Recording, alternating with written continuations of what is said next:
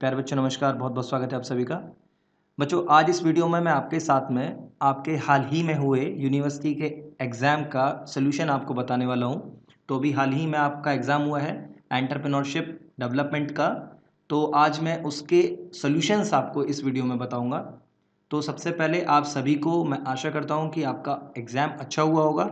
जो आपको पढ़ाया था उसमें से आपके क्वेश्चंस भी आए होंगे, और अगर आप में से कुछ लोग ऐसे हैं जो अपने आंसर्स नहीं देखना चाहते हैं तो उस वीडियो को स्किप कर सकते हैं। लेकिन मेरा मानना ये है कि अगर आप क्वेश्चंस करके आए हैं तो आपको ये भी पता होना चाहिए कि उनके आंसर्स क्या थे और आपने क्या टिक किए, मतलब कितना स्कोर आप कर सकते हैं, ये जानना भी आप ही का अधिकार है। तो अभी हम लोग शुरू कर रहे हैं इस वीडियो को, तो बहुत ध्यान से देखिएगा और बहुत ध्यान से अपने क्वेश्चंस को अपनी OMR शीट ले लीजिए, या जो भी आपके हाथ में है, आपका बुकलेट होगा क्वेश्चन का, OMR तो यार सबमिट हो जाता है, तो आप वो ले लीजिए और अपना मैच कर लीजिए मेरे साथ साथ, ठीक है। तो कोड कुछ लोगों का डिफरेंट हो सकता है, लेकिन क्वेश्चंस इधर उधर होंगे और कुछ नहीं होगा, क्वेश्चन सारे सेम ही होते हैं। तो अभी हमारा पहला क्वेश्चन है, an individual who starts creates and manages a new business can be called. इस क्वेश्चन के लिए जो आपका राइट आंसर था वो था option D, that is an entrepreneur. Next question था आपके पास में, ट्रेडमार्क रिलेट्स टू। देखिए बच्चों, ट्रेडमार्क आपका संबंधित होता है ब्रांड आइडेंटिटी से। ट्रेडमार्क आपका किससे संबंधित होता है? ब्रांड आइडेंटिटी से। थर्ड क्वेश्चन था आपका, which could provide an individual with the motivation to start a new business venture. Options ठीक से पढ़ लीजिए। आपके ऑप्शंस थे, option A the financial reward, option B a desire to be independent, या option C risk taking. Well, इस question के लिए आपका करेक्ट आंसर था option D, that is all three options above are the correct answers for this question. Now next question अपने पास है, which industrial sector promotes small scale business and entrepreneurship and has lower barrier to the market entry. Well, आपका correct answer था इस question के लिए service, ठीक है। बहुत ध्यान से नोट करते जाइएगा। नेक्स्ट क्वेश्चन था हमारा,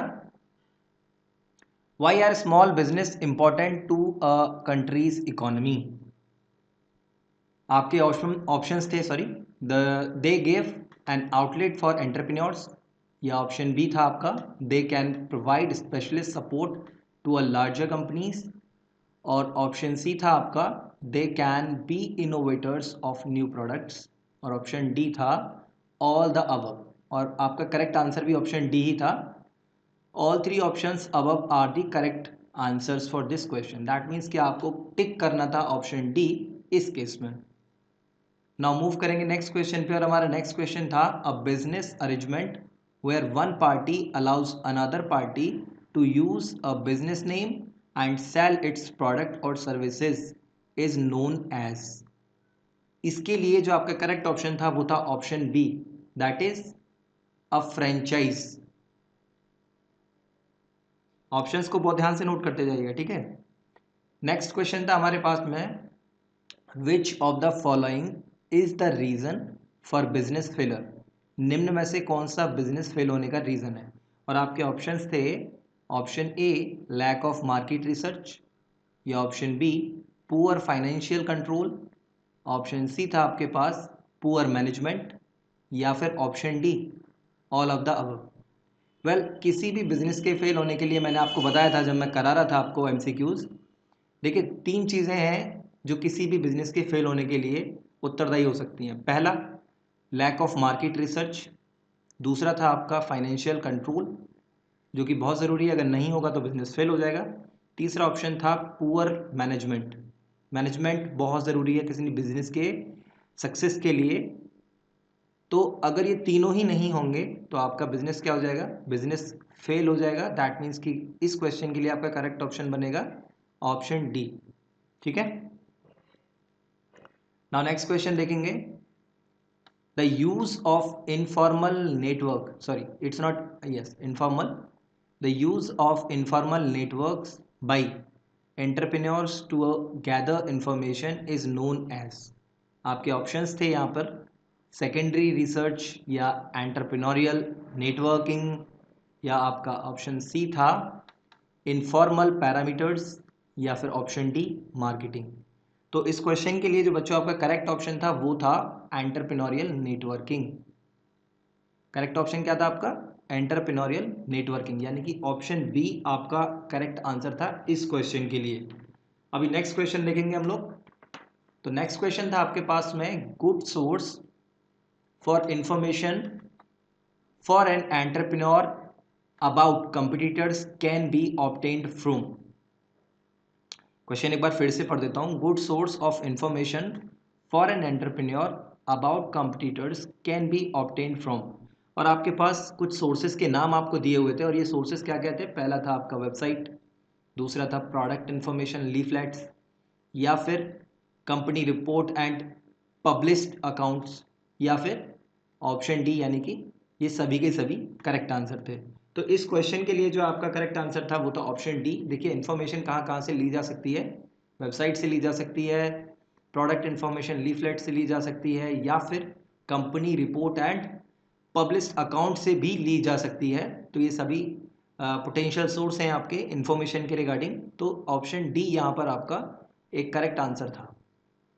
अब नेक्स्ट क्वेश्चन आ जाता है आपके पास, और ये था आपका प्राइमरी डेटा इज। हमें बताना था कि प्राइमरी डेटा निम्न में से किसके साथ संबंधित है, और ये क्वेश्चंस मैं करा चुका हूँ आपको। ठीक है, ऐसा नहीं है कि क्वेश्चंस आपको पहली बार देखने को मिले होंगे। मैं आशा करता हूँ कि आप सबने वो वीडियोस देखे होंगे और आपको क्वेश्चंस मिले भी होंगे।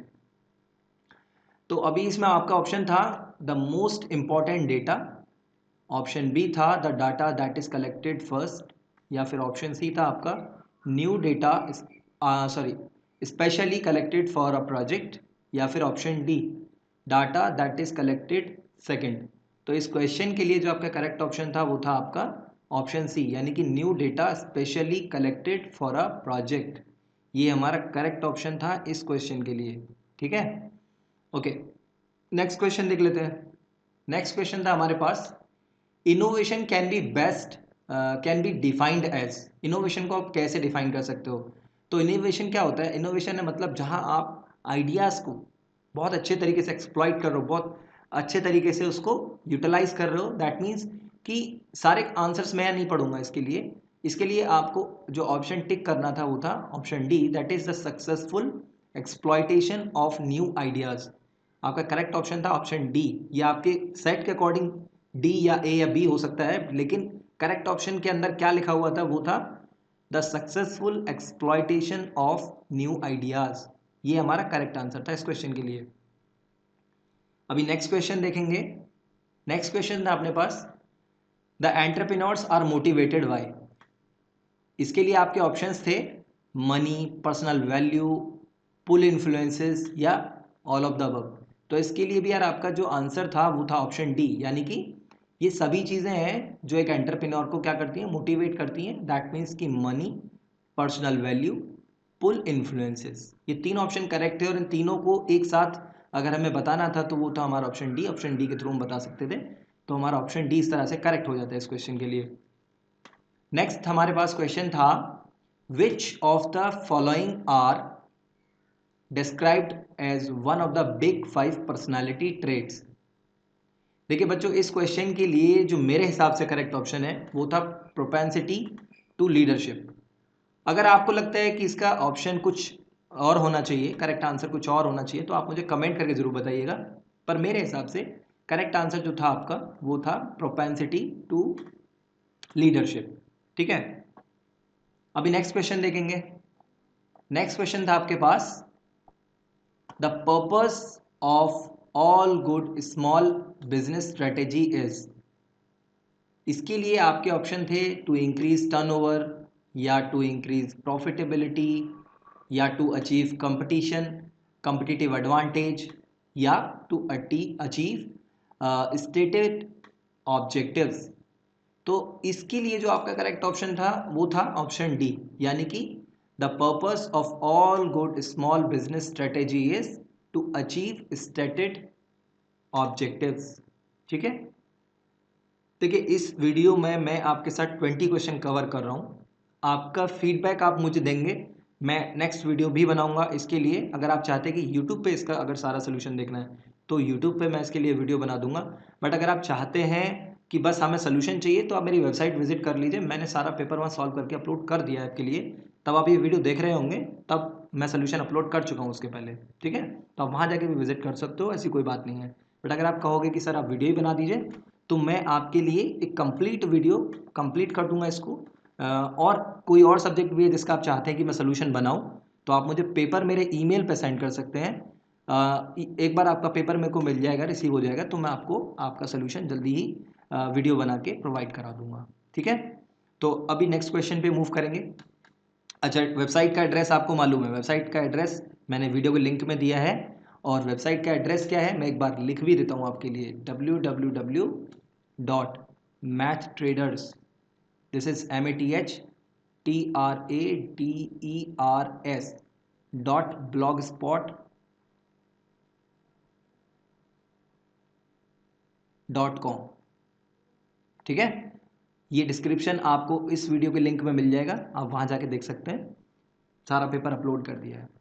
अभी नेक्स्ट क्वेश्चन पे चलेंगे। Someone legally appointed to resolve the financial difficulties to an insolvent firm is called.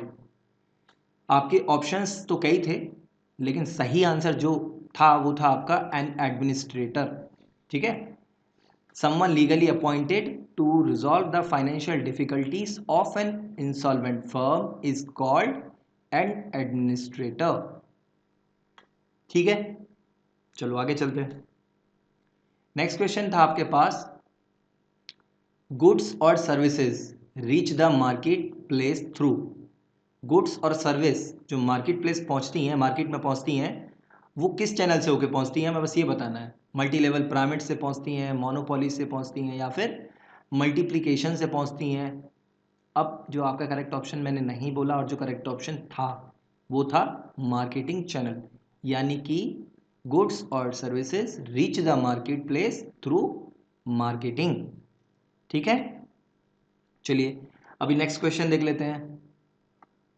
Next question था आपके पास, to provide financial assistance to entrepreneurs the government has set up a number of. Entrepreneurs को financial assistance provide कराने के लिए government ने क्या किया है ये आपको बताना है। तो आपके ऑप्शंस थे, फाइनेंशियल एडवाइजर्स नियुक्त कर दिए हैं, या फिर फाइनेंशियल इंटरमीडिएटरीज नियुक्त कर दिए हैं, या फिर इंडस्ट्रियल एस्टेट्स बना दिए हैं, या फिर फाइनेंशियल इंस्टीट्यूशंस का गठन किया है। तो बच्चों आपका करेक्ट ऑप्शन था option D, that is financial institutions setup किए गए हैं एंटरप्रेन्योर्स को असिस्ट करने के लिए गवर्नमेंट के द्वारा, ठीक है। So your correct option is option D for this question.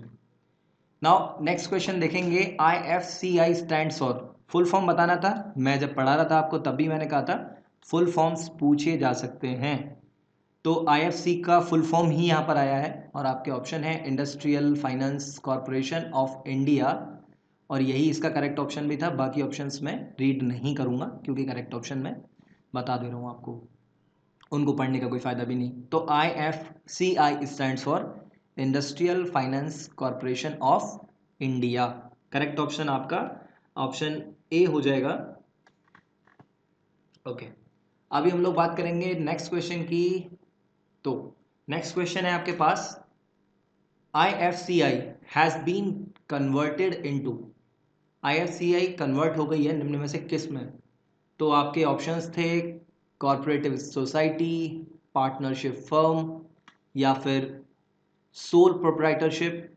और जो करेक्ट ऑप्शन था और जो मैंने अभी तक नहीं बोला और जो अब मुझे बोलना है वो है जॉइंट स्टॉक कंपनी, ठीक है। ऑप्शन ए आपका करेक्ट ऑप्शन था, यानी कि IFCI has been converted into a joint stock company. Now move करेंगे नेक्स्ट क्वेश्चन पे, और ये नेक्स्ट क्वेश्चन हमारा लास्ट क्वेश्चन भी होगा। जैसा कि मैंने आपका कि अगर आप मेरे को बोलेंगे कि मैं नेक्स्ट वीडियो बना दूं, कंप्लीट ही आपको यूट्यूब पे वीडियो अवेल करा दूं, तो मैं obviously complete solution complete package बना दूंगा एक आपके लिए, आप वो वीडियो से देख लेना, ठीक है। आपके लिए कंफर्टेबल भी रहेगा और अगर आप कहेंगे कि नहीं आप वेबसाइट से देख सकते हैं तो नो प्रॉब्लम, ठीक है। जो भी है कमेंट करके मुझे बता दीजिएगा, मैं आपकी कमेंट हमेशा रिप्लाई करता हूँ टाइम से, ठीक है। कभी मैंने ऐसे नहीं होता है कि आप कमेंट करेंगे और मैं आपको 1 दिन या 2 दिन बाद रिप्लाई आता है। कई बार मैं लोगों को साथ के साथ भी जवाब देता हूँ, ठीक है। तो आप मुझे कमेंट कर सकते हैं और वैसे भी आप मुझे कई प्लेटफॉर्म पे मैं एक्टिव हूँ, आप मुझे बता सकते हो। इंस्टाग्राम पे आप मुझे फॉलो कर सकते हो @अरुणदत्त कौशिक के नाम से, और या फिर आप मुझे मेरे फेसबुक पेज पे इंजीनियरिंग मैथमेटिक्स के नाम से फॉलो कर सकते हो। सभी का लिंक मैंने आपको इस वीडियो के डिस्क्रिप्शन में दे दिया है, जहाँ चाहें आप मुझे अपनी क्वेरी बता सकते हैं, मेल के थ्रू या जैसे भी, ठीक है। तो अभी नेक्स्ट क्वेश्चन है आपका 20th क्वेश्चन, और ये कहता है dash can be defined as a specially evolve work plan tends to achieve a specific objective within a specific period of time. और इसके लिए जो आपके ऑप्शंस थे वो थे idea generation, opportunity scanning, project या स्ट्रेटेजी। तो आपका करेक्ट ऑप्शन जो था इस क्वेश्चन के लिए वो था प्रोजेक्ट, ठीक है। So project can be defined as a specially evolved work plan tends to achieve a specific object within a specific period of time. So correct option is option C, ठीक है। अभी हम लोग इस video में इतना ही करेंगे। अगर आप कहेंगे तो मैं नेक्स्ट वीडियो बना दूंगा, ठीक है, सारे के सारे। और किसी सब्जेक्ट का अगर आप चाहते हैं मैं सोल्यूशन बनाऊं आपके लिए, तो आप मुझे सिर्फ अपना पेपर मेरे ईमेल पे मुझे सेंड कर दीजिए। और आपको पता है ना ईमेल कहाँ करना है, मेरे चैनल के अबाउट सेक्शन में जाएंगे, वहाँ पे आपको मेरा ईमेल एड्रेस मिल जाएगा। वरना आप मेरे वीडियो के लिंक में भी मैंने ईमेल लिखा हुआ है, आप वहाँ जाके मुझे ईमेल कर सकते हैं। इंस्टाग्राम पे मुझे बता सकते हैं, फेसबुक पे मुझे बता सकते हैं, या मेरा टेलीग्राम ग्रुप ज्वाइन कर सकते हैं, उसका भी लिंक मैंने आपको दिया है, वहाँ भी आप मुझे अपनी बात बता सकते हैं। तो अभी मैं आपसे इजाज़त लूँगा और आशा करता हूँ, भगवान से मैं प्रार्थना करता हूँ कि आप जो सारे क्वेश्चंस करके आए हैं वो सही करके आए होंगे। आइडल कोई नहीं होता है, अगर 1-2 क्वेश्चन गलत हो गया है तो बिल्कुल नेगेटिव नहीं होना है, क्योंकि अभी मेरे दोस्त सारा पेपर बाकी है, ठीक है। तो अभी मैं आपसे इजाज़त लूँगा, जल्दी मिलूँगा एक और नई वीडियो में। तब तक के लिए अपना ख्याल रखें प्यारे बच्चों, नमस्कार।